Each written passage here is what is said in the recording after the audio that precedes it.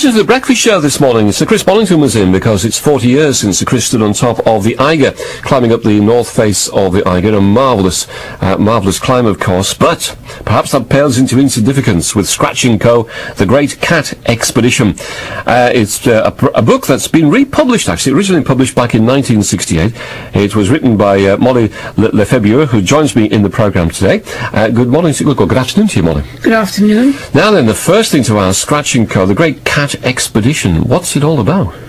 Well, it's about a party of cats who are the great climbers, and they have come to this unknown country with all these mountains, which of course is the Lake District, to climb the highest known peak, and they are supported by sherpas, who are terriers from the local farms, and the porters, who are rabbits, and then there are two newspaper cats who have come up obviously from London, and there is a mongoose.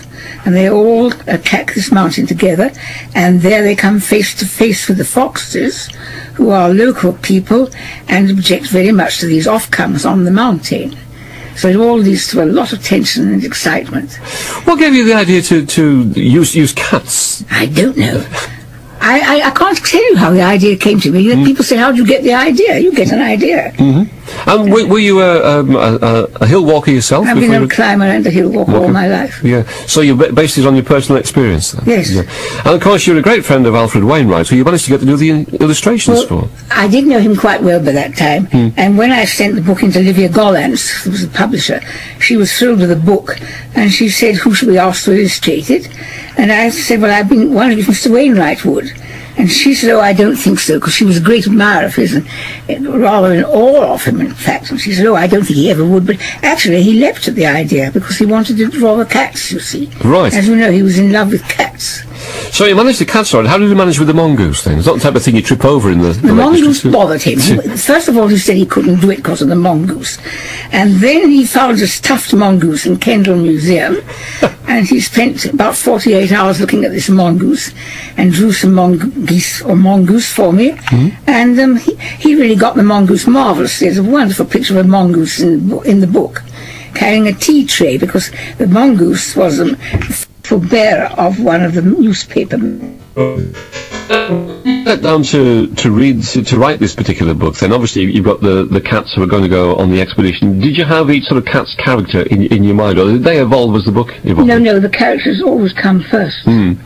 So you had the leader of the expedition and people also. I had them all there, and of course, having been a newspaper reporter myself, I was able to draw the two rival newspaper cats who were quite entertaining. And one was based on Ernest Hemingway, who was a terrible show-off chap, and this cat came and showed off and bossed everyone about.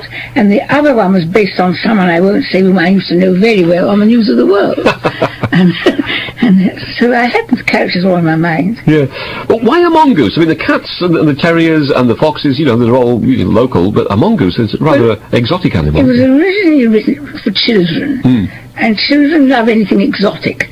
And I thought this mongoose is supposed to be a Sikh, and he will fight anybody and everything. Very warlike creature, very, very brave. And to have a mongoose always biting everybody in the bottom and causing trouble and mayhem is something that children, they all found that very funny. When you sent the book then to Alfred Wainwright, did you give him any instructions, or did you just leave it entirely up to him as to how he... Well, I gave him the manuscripts and asked him to read it. And he read it, and he liked it, and then, having got over the mongoose trouble, he went ahead. And when you saw the illustrations, did they match the pictures in your mind? Oh, yes. He and I were very great friends, and we shared an understanding of that kind of thing that we were doing. I mean, we had the same sense of humour, and he instinctively knew what I was writing about. It was a very good partnership, with a working partnership. When you saw it in print then, what did you think of it, the finished product? Well, I was thrilled with it. Yeah. Now, it was published back in 1968. I've also got with me, actually, Matthew Entwistle. Matthew, you said you wanted to republish this, which is what you've done. Why? Is it one of your favourite books?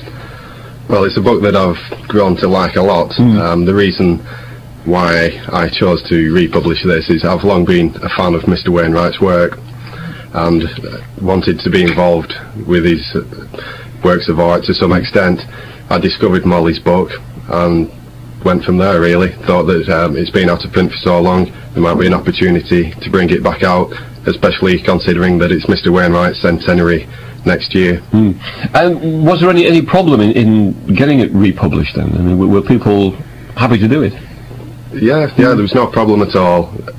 The Wainwright estate were happy to see the illustrations reproduced, and of course Molly and her agents were also more than happy to see the book back in print. And is the reprint of it very faithful to how the original book looked back in 1968?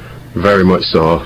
The only difference being that this is a laminated board, hardback cover, whereas the original had a dust jacket on. So I've gone for a rather more durable finish to the book, but the weight and the layout is more or less exactly the same. I've just taken out one or two archaic words. Right. As you were writing it, Molly, you mentioned you had all the characters all sorted out there. Did the plot go the way you wanted, or did you find yourself changing it as you were writing? Well, I worked out the plot in advance and stuck to the plot quite closely. Right. And did you have any idea that that this was going to be as successful as it has been? It started off terribly well. It was published in a comic strip in Holland. It was published in Belgium. It was published by Hachette in France. It was published in Israel, and it was published in the States. Right. So it did go off very well at the start. Yeah. But I did not know it would become a cult book with all the climbers and the Wainwright people. Right. Oh yes. So all the rock climbers like to. Yes. I mean the Alpine Club took it like hot cakes. Yeah. And I had no idea it would become a cult book, which it now is. Well, now that it's back out in print, perhaps it'll become even wider known. I don't know. Were you happy to have it reprinted? Well, I was thrilled, but I never expected such a thing, as you can imagine, after 30 years. Did you follow it up with any more about the cats? I have not. I wrote one more called The Hunting of Scafell Pike, which has been a great success too, and that is about cats and the cat thief. And chasing this cat thief up Helvellyn. And then I wrote another one which Livia wouldn't publish because the newspaper cats drank too much for her liking. And it had an owl who was a heroine, and when it got to America, the owl was considered to be too feminine. So the women lot came down on that. Oh dear. Yes, that was a pity, so that got stuck rather. Well, this is how times change, isn't it, I suppose, and fashions change. But I mean, as I say, this book's what, sort of 30 years old now. When you were redoing it then, Matthew, was there anything in there that you thought you might have to change, or are you just going to do it straight as it is? Well, I originally wanted to do it word for word, but as you read through the original book, you come across one or two words that wouldn't sort of fit in today's society, so I've just removed them and replaced them with something a little bit more suitable. Right, yeah. And how do you think this is going to do then? Has it been well received? You're going to launch it, aren't you? There's a very special launch It's day. a rather different launch. Yeah. Well, it's been received very well so far. It's officially out tomorrow, and the official launch is next Saturday, the 9th. Now, you're not going to do an official launch in a bookshop, where, the glass of wine and what have you. You're going to do it the hard way, aren't you? It's going to be very odd indeed. A group of us who are going up to the summit of Scafell Pike, where we're going to have England-sized book launch. It's from 1 till 3 p.m, where complimentary cheese and wine will be available, and also copies of the book to buy to anybody who'd like to come up and join in the fun. Right, so anybody can just come up Scafell Pike and meet you there? Meet us on top between 1 and 3 p.m. Right. Molly, do you think you'll manage to get yourself up there? No, I don't think I shall. No? I can still climb quite well, but I gave a party for someone on the top of Helvellyn, an 80-year-old with champagne, and the difficulty of coming down was everybody had brought whiskey with them as well. By the time we got to the bottom, as you can imagine, a good Cumbrian occasion. Well, why not? Yes, yes, absolutely. Yeah, it probably took you longer to get down than it went to go up, probably. Indeed, yes. Yeah. Have you thought about doing another book then? I don't know, because it's a bit. We've had to alter it a little bit, and I think I don't know. It depends how it goes. That's the kind of book you just write. It only took 3 weeks to write. Really? I mean, some of my books have taken years to research and write, but that one only took 3 weeks. So was this a one you sat down and just worked straight through it then, from beginning to end? It just was there. It came to me, so to speak. Yeah, and it was great fun to do. Yeah. Scratch & Co, The Great Cat Expedition, and it's a fascinating book. Well, we'll be reading through it on the programme, I think, as well, actually, because we like going up mountains here. But thanks for coming in indeed, Matthew Entwistle, and also Molly Lefebure. Thanks very much indeed for coming in. Well, thank you. Nice to chat to you both.